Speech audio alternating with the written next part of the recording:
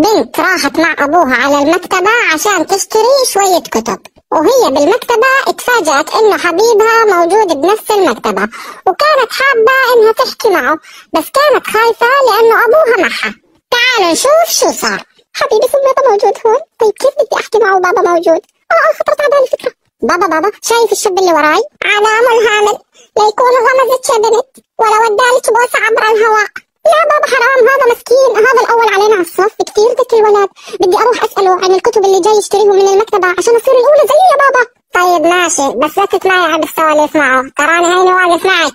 الله يسامحك يا بابا، أنا تربايتك، أنا بنتك. سميطة هو أنت والله يا سميطة أجيت آخذ كتاب بعنوان انتبه أنا لست وحدي للكاتب الإنجليزي شكسبير، وأنا كمان جاي آخذ كتاب بعنوان متى سأراك للكاتب الإنجليزي توماس هرنانير.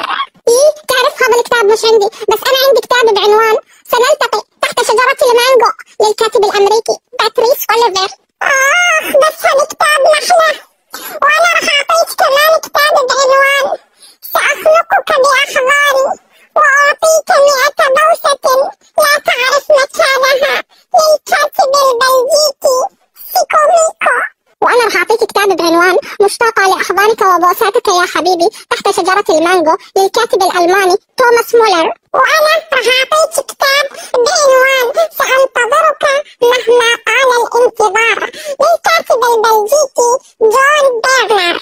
لا خلص، وأنا كمان رح أعطيك كتاب بعنوان لن أتأخر حبيبي انتظرني أرجوك للكاتب الفرنسي ميشيل. باي مخسر الكتب اللي بدكم تقروها، كل هذول قاريين هذا الولد؟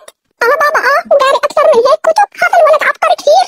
طيب لا كونه يقرأ كتب كثير أنصحه إنه يقرأ كتاب بعنوان لست غبيا إلى هذا الحد للكاتب الهولندي فرانك مارتينيز. شايف الكلب؟ فل. وانت رح اخليش تقري كتاب حسابي معك بالبيت يا بنت الكلب للكاتب انا اللي الفته هسه، ورح اخليش تقري بالدار.